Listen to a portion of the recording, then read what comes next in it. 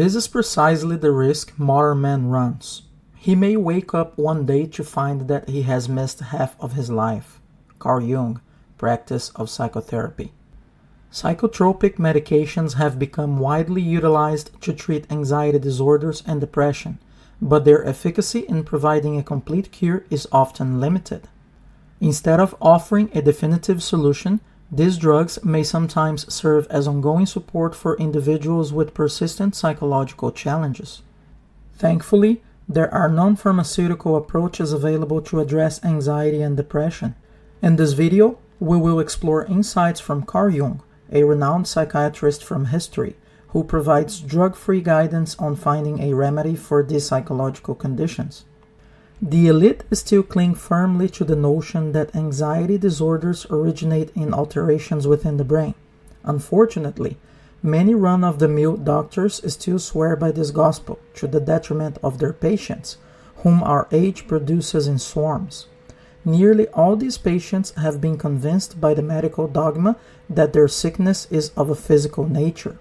Carl Jung, The Symbolical Life. According to Jung's perspective, the root cause of most anxiety and depression cases is not attributed to a malfunctioning brain, but rather to an imbalanced way of living. In his treatment approach, the initial step is not to prescribe drugs, but to administer a dose of psychological insight. This involves gaining a deeper understanding of what one can anticipate from life and becoming aware of the necessary steps for personal transformation. Regarding the first aspect, Jung observed that numerous individuals hold the belief that life should be smooth, with minimal suffering and devoid of hardships. However, he was forthright with his patients, expressing that life is not meant to be easy, and the natural state of being does not guarantee constant comfort and peace, or, as Jung wrote, in the last resort, it is highly improbable that there could ever be a therapy that got rid of all difficulties. Man needs difficulty. They are necessary for health. What concerns us here is only an excessive amount of them. Carl Jung, Structure and Dynamics of the Psyche. Embracing the inevitability of difficulties and acknowledging that true achievements require effort positions us firmly in reality, providing a solid foundation for personal growth.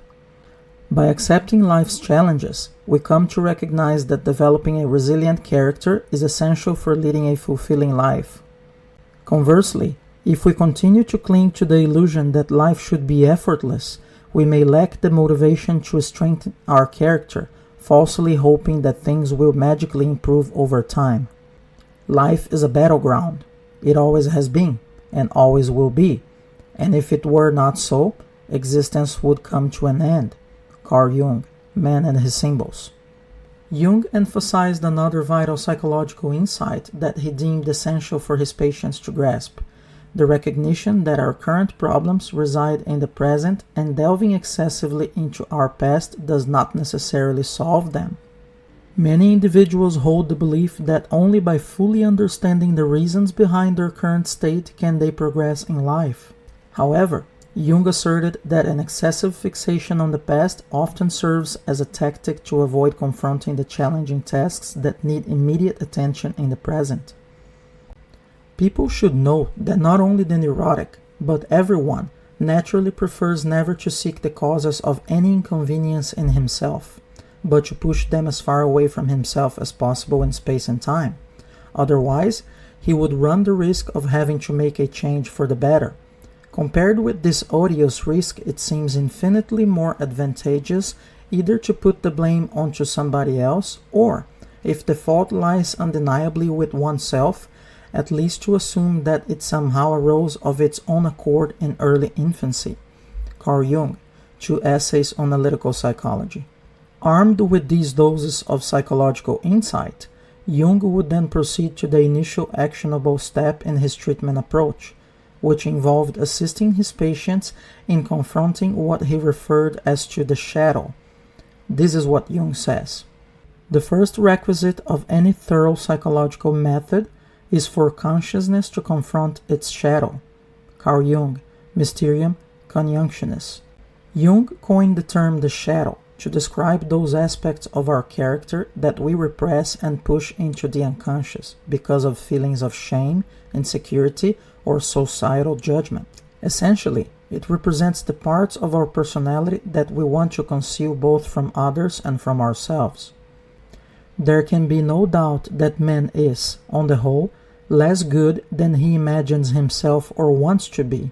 Everyone carries a shadow, and the less it is embodied in the individual's conscious life, the blacker and denser it is. Carl Jung, Psychology and Religion. According to Jung, confronting the shadow was a crucial step in the process of self-change for various reasons. Firstly, denying the less favorable aspects of our personality does not benefit us. It only leads us to a loss of control over when and how these traits surface.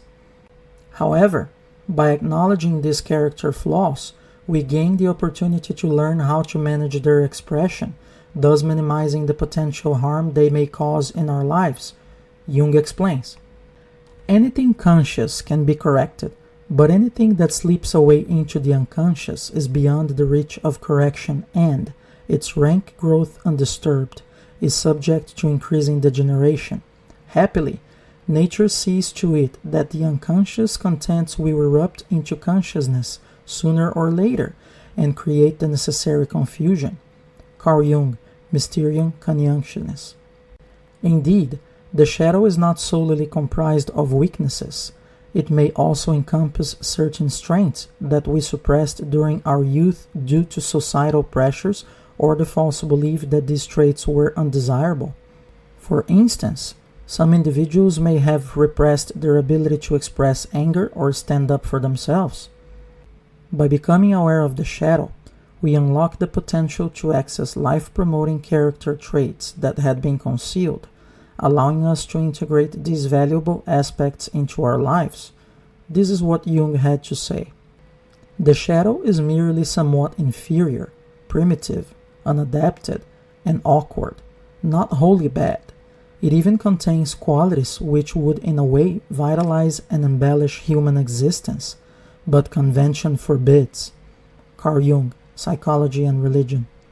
Becoming conscious of the shadow can be achieved through various means, and one of them is by observing the weaknesses, flaws, and insecurities of those close to us.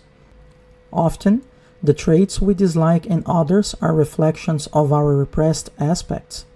By paying attention to which character traits of our friends and family bother us, we may catch a glimpse of our own shadow. Another approach to bringing the shadow into consciousness is by reflecting on the motives behind our actions, particularly those actions that evoke feelings of shame. Being open to self-criticism when warranted also aids in shedding light on the hidden aspects of our character. As Jung aptly points out, the key barrier that hinders us from recognizing our shadow is our own willingness to be honest with ourselves. With little self-criticism, one can see through the shadow.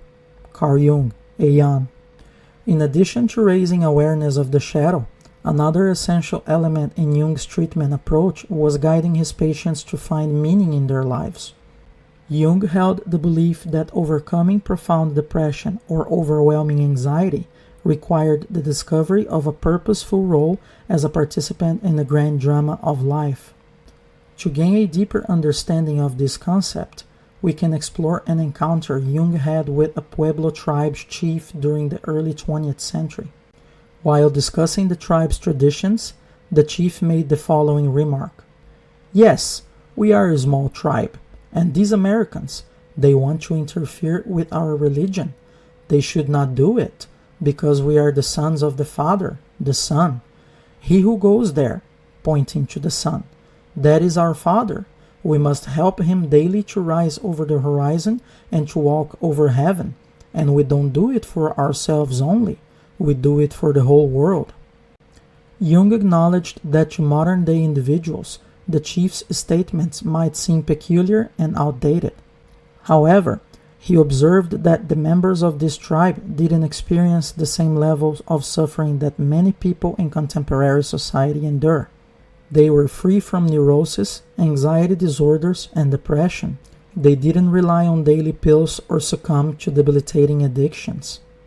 Instead, this tribe comprised highly functional individuals who found fulfillment in their roles as actors in the divine drama of life, leading lives imbued with richness of meaning and purpose, or, as Jung wrote, these people have no problems.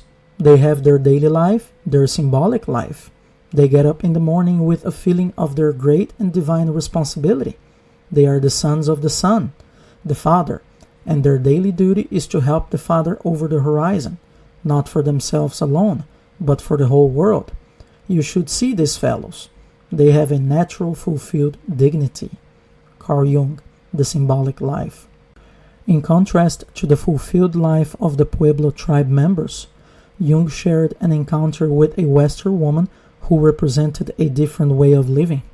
This lady was a compulsive traveler, constantly moving from one place to another, perpetually seeking something but never truly finding what she was looking for, as Jung observed. I was amazed when I looked into her eyes, the eyes of hunted, a concerned animal, seeking, always in the hope of something. She is possessed. And why is she possessed? Because she does not live the life that makes sense. Here's a life utterly, grotesquely banal, with no point in it at all. If she dies today, nothing has happened, nothing has vanished, because she was nothing. Carl Jung, The Symbolic Life.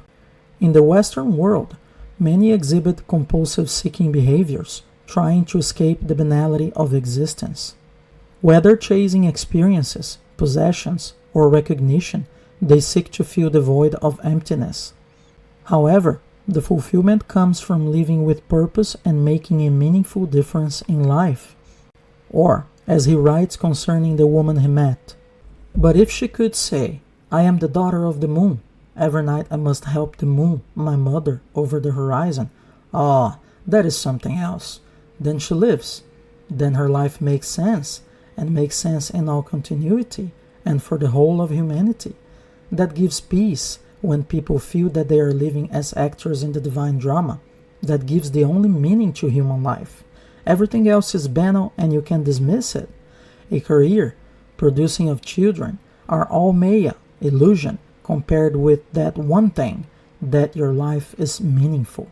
Carl Jung, The Symbolic Life. Jung's message is not to advocate for adopting the Puebloan mythology, but to highlight that many suffer due to a lack of meaning in their lives. To break free from anxiety and depression, the essential task is to uncover this sense of purpose. We must discover a way to justify our existence, just as the Puebloan did, so that we can genuinely believe in the meaningfulness of our own lives. Finding a meaningful role in the life is crucial for overcoming suffering. This can be achieved through religion, promoting values, or creative acts. In the absence of a dominant mythology in the modern West, it becomes our responsibility to discover our purpose. Those who succeed will lead fulfilling lives, while others may experience years of endless suffering and seeking. I am only concerned with the fulfillment of that which is in every individual. That is the whole problem. That is the problem of the true Pueblo. That I do today everything that is necessary so that my Father can rise over the horizon. Carl Jung, The Symbolic Life. If you enjoyed the video, give it a thumbs up, subscribe to our channel, and share it with your friends. We appreciate your support. Goodbye.